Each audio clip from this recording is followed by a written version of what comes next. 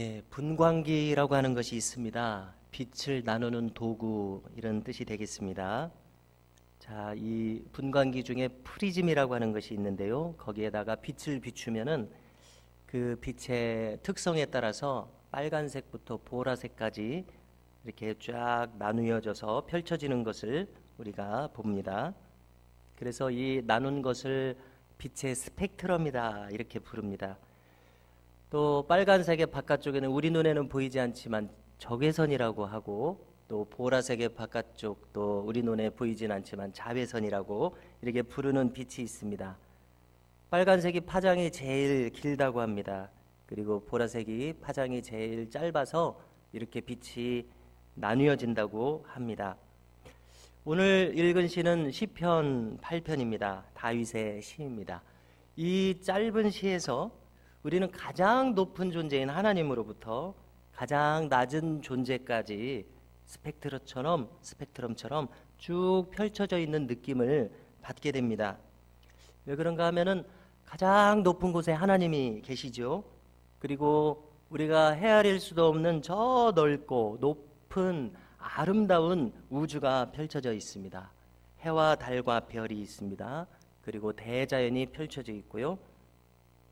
그래서 우리가 조금이라도 산행을 경험해 봤다면은 그 높은 산의 정상에서 내려다보는 그 자연의 놀라운 경관에 우리는 그 아름다움에 경탄할 수밖에 없게 되는 것 같습니다.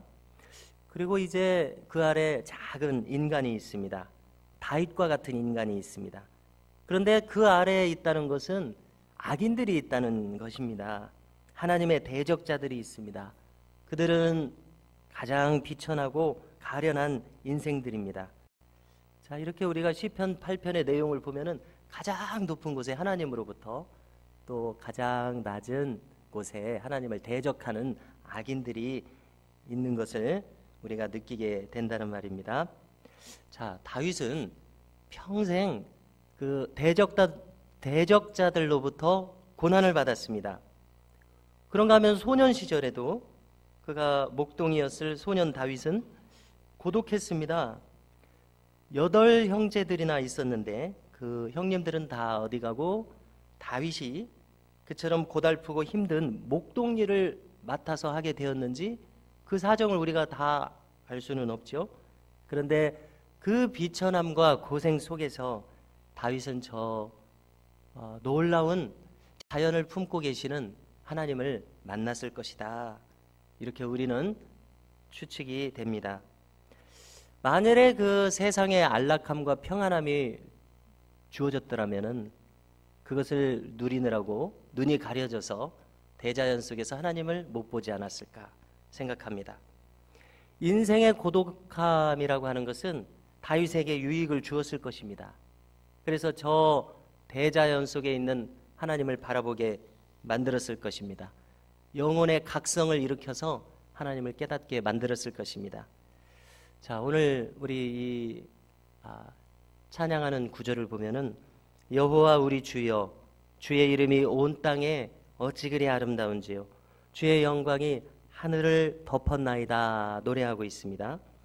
자, 이 찬송의 구절만 보면은 한가한 한량이 꽃놀이를 나와서 읊는 시 한 수처럼 보이지 않습니까?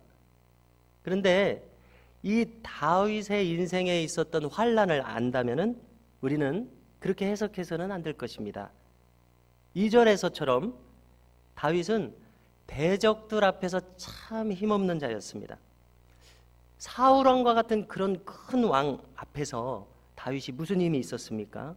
사울왕은 3,000명이나 되는 군사들을 이끌고서 다윗을 잡아야겠다고 그렇게 쫓아다녔습니다. 그렇게 많은 군사들이 이잡듯이 뒤지는 상황에서 도망치고 있는 다윗을 우리가 떠올려 봅니다. 그는 그 어떤 사람도 없고 우거진 수풀도 없는 그 유다 광야를 헤맸을 것입니다. 또 아둘람 굴에서 자기 몸을 숨겨야 했고, 저 사해바다 언저리 그 엔게디라고 하는 계곡에서 그는 헤매었을 것입니다. 그런데 그런 곳을 다니면서 그는 놀라운 자연과 하늘을 보면서 경탄하고 하나님을 이렇게 찬양했다는 것을 우리는 상상을 해보게 됩니다. 자, 다윗의 입장을 한번 생각해 보면은 그는 쫓기고 있었습니다. 그렇다면 그 처지를 한탄할 수도 있었을 것입니다. 그는 비관에 빠져서 터벅터벅 힘없이 걸었을 수도 있었을 것입니다. 목숨이 경각에 달려있기 때문에 그렇습니다. 자, 그런데 오늘 이 시편을 보니까 다윗은 하나님의 임재를 경험하고 있습니다. 그래서 이것이 기적이라고 생각이 됩니다. 다윗의 목동 시절을 우리가 또 떠올려 보면은요, 곰과 사자와 같은 맹수와 상대를 했어야 했습니다. 그때 그는 하나님께서 도우시는 것을 경험했습니다. 그것은 하나님의 임재를 느끼는 것이었죠. 그런데 이렇게 사울 왕에게 쫓기는 상황에서도 그는 낙심해 있는 것이 아니라 하나님의 임재를 경험하고 있습니다. 자, 이렇게 돌이켜 보면은 다윗의 인생은 늘 이렇게 환난 가운데 있었습니다. 그는 많은 경우에 불리한 처지에 있었고 억울했습니다. 자, 그런데 그것이 그 모든 과정이 풀무불과 같이 그를 연단하는 과정이 되었던 것이 틀림없습니다. 다른 모든 잡념을 생각할 겨를이 없게 하셔서 오직 하나님만 바라보게 만드셨구나. 우리가 이렇게 해석하게 됩니다. 자, 2절 말씀을 함께 읽겠습니다. 함께 읽습니다.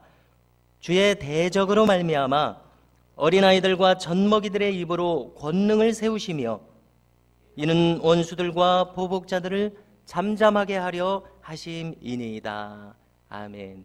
자, 우리가 이 구절을 보면서 참 하나님을 헤아릴 수가 없습니다. 하나님을 이해하기가 어렵다는 말입니다. 그 사울왕과 같이 힘 있는 사람을 가지고 하나님의 권능을 세우시면 될 것 아닙니까? 그 네로 황제와 같이 아주 막강한 힘을 가진 사람을 쓰셔서 하나님의 권능을 세우시면 될 것 아닙니까? 헤롯 대왕 같이 그런 큰 사람을 쓰셔서 하나님의 권능을 세우시면 될 텐데 하나님은 그렇게 하지 아니하시고 오늘 이 2절처럼 굳이 어린아이들과 젖먹이들 그들의 찬미를 온전케 하셔서 자기의 권능을 드러내시는 하나님, 우리가 이것이 잘 이해가 안 된다는 말입니다. 사울왕 앞에서 다윗은 어린아이와 젖먹이와 같습니다. 지금 자기를 말하는 것 아닙니까? 그런데 저렇게 힘 있는 사람들은 하나님을 전혀 모르는데 이렇게 힘이 없는 자신에게는 하나님께서 찾아오셔서 자신을 똑똑하게 나타내시더라는 말입니다. 저 우주와 대자연을 지으신 하나님께서 자, 이렇게 한 뼘밖에 되지 않는 자신의 가슴에 찾아오셔서 우주보다도 크신 하나님을 거기에 담으시더란 말입니다. 그래서 다윗의 평생의 고백을 우리가 성경에서 찾을 수 있습니다. 나와 내 집이 무엇이관데 이에 이르게 하셨나이까. 이것이 다윗의 평생 고백 아닙니까? 자, 4절에 보니까, 자, 4절 우리 함께 읽습니다. 시작. 사람이 무엇이기에 주께서 그를 생각하시며 인자가 무엇이기에 주께서 그를 돌보시나이까. 네, 이 말씀처럼, 자, 이 말씀을 우리가 히브리서 2장에 가면은 뭐라고 하냐면은 이것을 예수님에다 대고 이 구절을 설명합니다. 그래서 기독론을 나타내는 구절이다. 학자들도 말하고 히브리서 2장도 그렇게 말하고 있습니다. 또 일반적으로 우리 모든 인간들을 가리킨다고 설명합니다. 그런데 여기서는 지금 다윗에게 우리가 집중을 하고 싶습니다. 다윗을 가리키는 내용입니다. 다윗의 삶이 다윗을 이렇게 특별하게 생각하신다고 자기가 지금 노래하고 있습니다. 그런데 다윗뿐만이 아니라는 것입니다. 하나님께서는 다윗도 그렇게 대우하시지만 이 자리에 있는 저희 한 사람 한 사람도 그렇게 특별하게 생각하시는 줄로 믿습니다. 우리가 무엇이간데 하나님의 은혜를 알게 하시고 또 하나님의 은혜를 찾게 하시냐는 것입니다. 이렇게 한 뼘밖에 되지 않는 이 가슴에 하나님께서 찾아오셔서 우주보다도 크신 하나님을 우리가 모시게 하냐는 것입니다. 그렇기 때문에 우리가 특별한 줄로 믿습니다. 이것을 우리가 꼭 기억하면서 살아야겠습니다. 그리고 이 자체가 기적인 것을 우리는 잊지 말아야겠습니다. 성도 여러분, 이 다윗의 시는 절대로 비관적으로 끝나지 않는 것을 우리가 또 봅니다. 우리가 그 어제 7편도 그랬고 그 전에 6편도 그랬습니다. 억울하게 쫓기고 있는 중에 어느 때까지입니까? 이렇게 부르짖고 있으면서도 다윗의 시가 비관과 절망으로 끝나지는 않고 있어요. 오늘 이 시도 그렇습니다. 그가 사실상 쫓기고 있다는 것을 생각할 때에 다윗의 마음이 이렇게 하나님의 영광과 기쁨으로 가득 차 있다는 것, 이것은 우리에게도 소망과 힘이 됩니다. 자, 그래서 제 머릿속에 떠오른 것은 다윗은 어떤 사람인가? 다윗은 낙천주의자다. 이런 것이 제 머리에 떠오릅니다. 이 다윗의 영성을 따라갈 수 있는 우리가 될 수 있기를 소망합니다. 마지막 절 9절을 우리가 함께 읽겠습니다. 여호와 우리 주여, 주의 이름이 온 땅에 어찌 그리 아름다운지요. 아멘.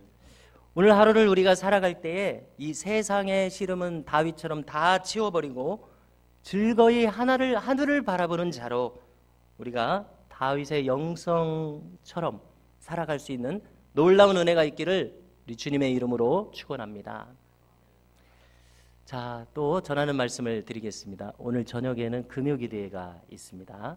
그리고 또 다음 주에는 특별 새벽기도회를 우리가 계획하고 있습니다. 많은 분들이 참여하셔서 모이기에 힘쓰고 하나님의 뜻을 구하는 귀한 시간이 되었으면 좋겠습니다.